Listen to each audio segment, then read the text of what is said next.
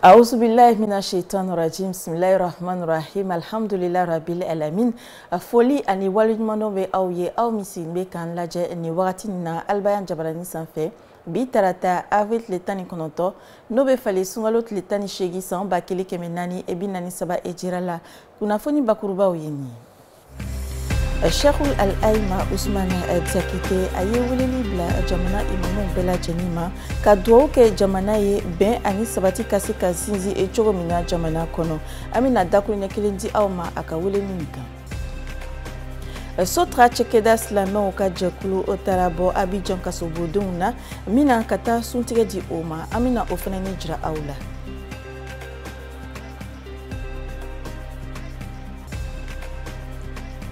AMC e borofara min bɛ Gagnouwa dugu la Gɔ mara kɔnɔna la olu ye u ka kalan a bɛ fɔ min ma ko séminaire régional de formation islamique jɔsen 10 daminɛ kari tɛmɛni o de tun ye kibaruya bakurubaw ye min bɛna walawala aw ye sisan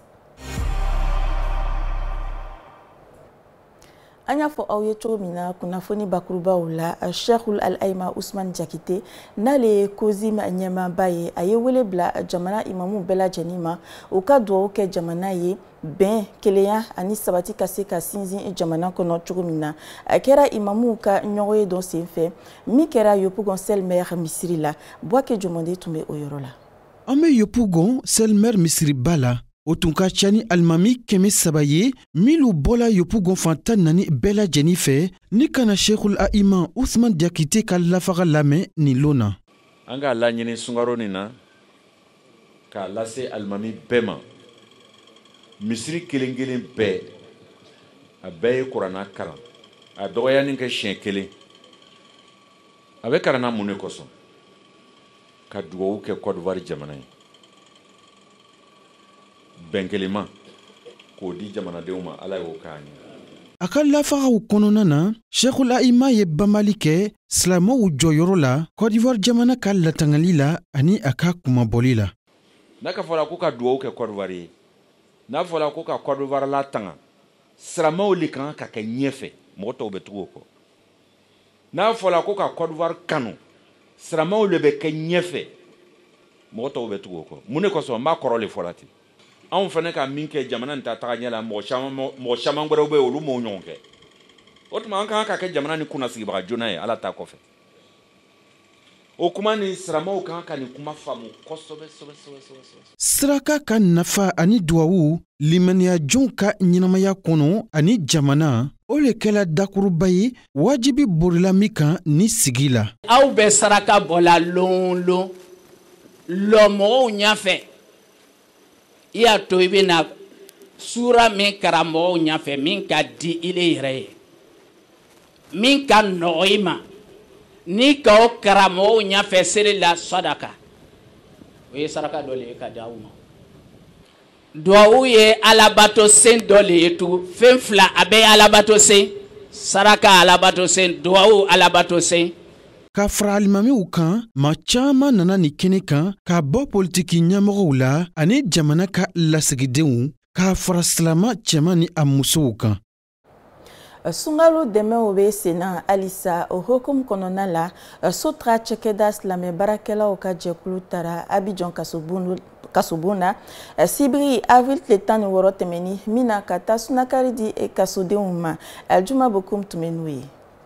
malo sukɔrɔ safunɛ tulu o n'a ɲɔgɔnna caman min nafolo hakɛ bɛ se ka taa fo miliyɔn 1 ɲɔgɔnna sefa wari la a bɔɲɔngo o de bɔra silamɛ fara ɲɔgɔn kan jɛkulu min bɔ Sotra n'a wele ko AMSO association des musulmans ka bɔ Sotra a kɔnɔna na olu de taara ka taa nin balofɛnw di Yopougon kasodenw ma silamɛw ma walasa u bɛ se k'u ka sun kɛ cogoya mun na nɔgɔya la El Hadji Kunandi Kone a kɛkun ye fɛn min ye min ɲinina fɛ silamɛya nin na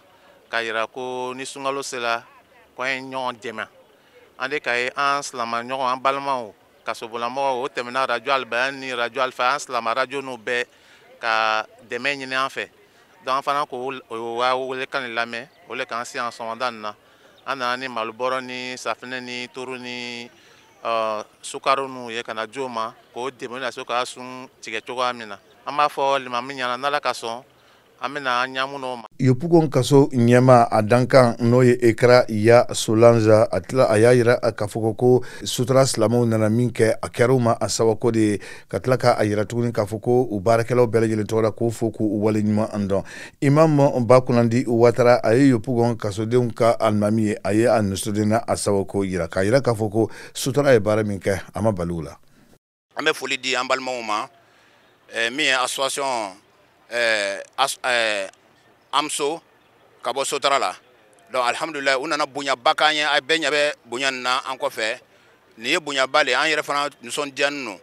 parce que ni songoro kase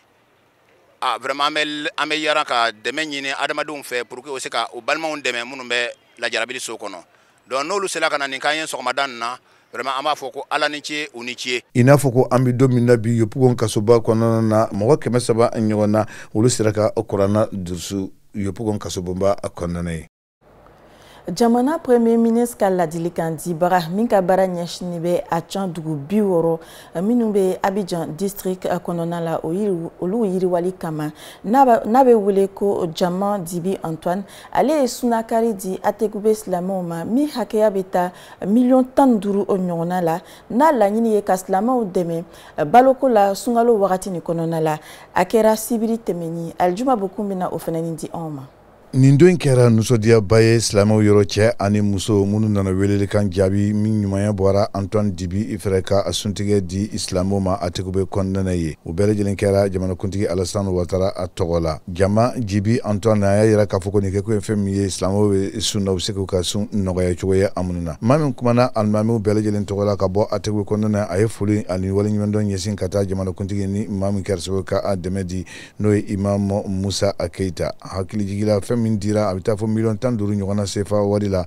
malo sukoro nono aleni fen chama mimiseka muso nafa no elangane anafol hakebita se million tan duru sefa wadila denge mara de minumbe douanier ya barala olu ka jekulu ofarala nyonka ni ka sunakari di mi hakeya beta a million fla nyona la ojeneka oma mina ku deme suntige kola sumeya sanugo obina wala anyi douanier ya jenkulu minugu bola dengele mara kono o ya bara o chema o be fe ka ojene dugudenw sigi cogo yerema bon an lomno an ojene academy douanier ro an wita lolero ay kanji kana ni sukaru kurdamay kana jambange bay masu comme songaro rabo ay sunna tege noy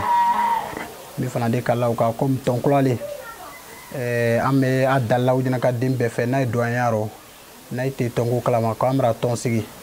ay jija ki manu yona ay envra yonga nanzi ko ka ke bren mi jasa an bay fana na bo anuma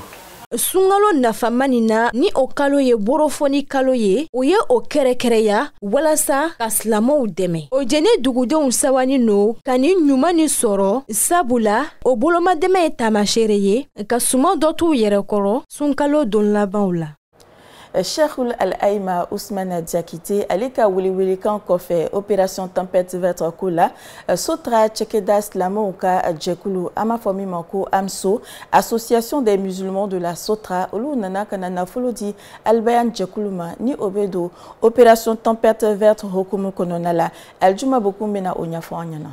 Nin sibrido ina avril tan wora san bafla ani san mugani fla sotra slam faranya kan jakul minto ko amso min yamaya kalfendo el aje kunandi konema unana wa keme sefa warde di radio ni television albayan ma o kera el aje adama kone inyana mintu me direction belajele intogola el aje kunandi kone aka fotaw la ya yira ka wonyina ya san saba o maseka suntige kani islamawi ka sababu ke coronavirus min kenbe ka warangata dunya belajele e konnana comme ma fala tuwa mina san osan ame ɲɔgɔn sɔrɔ sotra la ye parce que an kun kɛ ko ka sun tigɛ ɲɔgɔn fɛ ani an y'a jɛ ɲɔgɔn tɔw mais ka san sabanan le ɲina ye bana min b'an kunna min ye covid ye o sababu la an ma se ka ɲɔgɔn lajɛ parce que silamɛya la i fana kan ka siran k'a fɔ k'i bɛ kɛ sababu ye bana ye mɔgɔ wɛrɛw sɔrɔ mais o m'an bari ko ala kɔni ye ko mun kɛ ko an ye se k'o kɛ min ye san o san alibɛn ta ye fo an kun ye se yan kana albayan ta jama o sababu le kan se ana ni sheki waka kemele bala ka bo amso yoro ko ka di albayan ma. El Hadj Adama Kone ale min kumana direction bɛɛ lajɛlen tɔgɔ la a ye foli ani waleɲumandɔn kosi ka taa Sotara silamɛfaraɲɔgɔn kan jɛkulu ma k'a fɔ ko nin ma bali u la san o san o bɛ na ni ɲɔgɔn na a dɛmɛ kɛ ka tila k'a yira tuguni k'a fɔ ko u k'u seko n'u dɛmɛ kɛ tempête verte min bɛ sen na.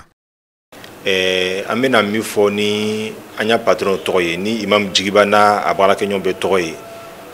Amso ka baara min kɛ nin a ma bara an na kabini radio yɛrɛ bɛ fitinin ni radio de ma daminɛ Amso bɛ albayani jɛmɛ o dɛmɛ kɔnɔyɔrɔ la furu an nana télévision sɔrɔ donc o kɛ ka se kɔ fo ka dɔ yɛrɛ fara dɛmɛ yɛrɛ kan parce que o tun bɛ dɛmɛ min kɛ n ka chèque min filɛ bi dɔ le farala kan donc ka yira k'a fɔ ko radio bonyana télévision sɔrɔla fo dɔ ye fara kow kan donc o ma bara an na donc an bɛna min fɔ sisan o le ka dugawu kɛ Amso ye ani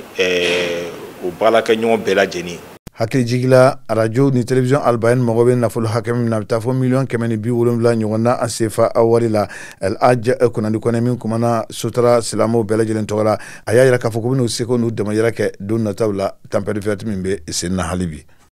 An ka dɔɔni fɔ seko ani dɔnko kan min na Ustaza Samarali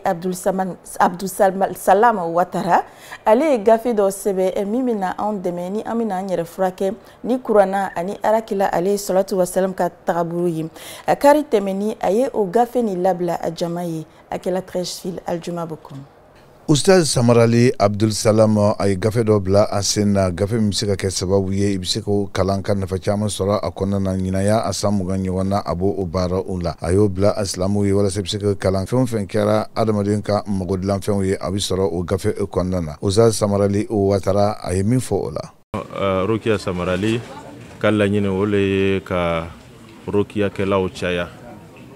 ka bɛɛ yɛrɛ kɛ rokiyakɛla ye parce que i y'a mɛn ko rokiya o le ye ka i yɛrɛ furakɛ ni alikuranɛ ye.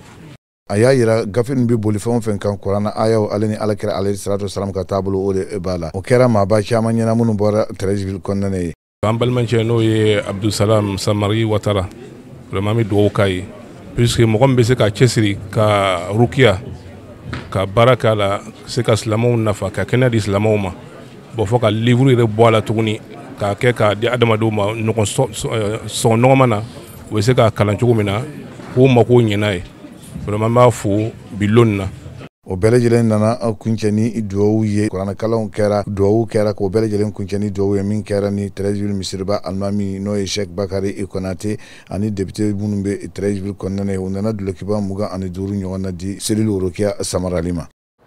Amina an ka bi kunnafoni kuncɛ ni AOMC borofara ye min bɛ Gɔ mara kɔnɔna la ni olu ye u ka kalan an b'a fɔ min ma ko séminaire régional de formation islamique o ye o min bɛ kɛla Gɔ kɔnɔ Gɔ mara kɔnɔna la o jɔsen 11 na daminɛna kari tɛmɛni Gaɲuwa min na funagɛniw ka se ka mafa ni wagati in na ka tila ka dɔ fara u ka lɔnni kan diina koɲɛ la Lasina Kone. École ma kɛmɛ fila ɲɔgɔnna ka bɔ Umbe Jegunle fila Jibiriwa k'o fara gɛnwa écoledenw kan olu de ɲɔgɔn la ka fɔ ni lakɔkɔli séminaire kɛnɛ kan ni tile 5 kɔnɔ kuma bɛna kɛ bɛnni ka bɔ jamana sariyaw ka matarafabeliya ma ani jatoya ko mun bɛ kɛra écoledenw bolo an ka mara kɔnɔ yan Sangare Moïti Baba n'ale ye Gɔ mara AMC secrétaire régional ye sababuya min y'a to u y'u ka séminaire banban ni jogojuguba fila kan ale b'o ɲɛfɔra an ɲɛnɛ Fofana Sendu ale de ye ni kɛnɛ de fa nɔlabila n'o ye Kamate Isiaka ye a y'a ka foli n'a ka kɔkɔrɔma don an ɲasi silamɛ funangɛniw ma ni ka tila ka ladilikan caman lase séminarisiw ma mun kun bɛ nin kɛnɛ kan ni lakɔkɔli séminaire kɛnɛ kan min bɛ kɛra lycée professionnel de Gaɲuwa kɔnɔ ye kalandenw bɛna fɛn caman de kalan ka bɔ ka diina la k'o fara sigida koɲa caman de kan atelier caman bololan de don ni séminaire kɔnɔ ni k'o fara kuranaba ka kalanni kan. O le bɛna dansigi an ka bi kunnafoniw la sini Aljuma Bokom bɛna kɛ ni aw ye kibaruya babu kɔnɔna la a Koyita Makalu a le bɛna na yanni wagati dama dama ka na aw kunnafoni an ka jamana ani jamana wɛrɛw kun kan ko ka nanzarakan na aw ni ce albayan lajɛli la wassalamu alaikum wa rahmatulahi wa barakatuh.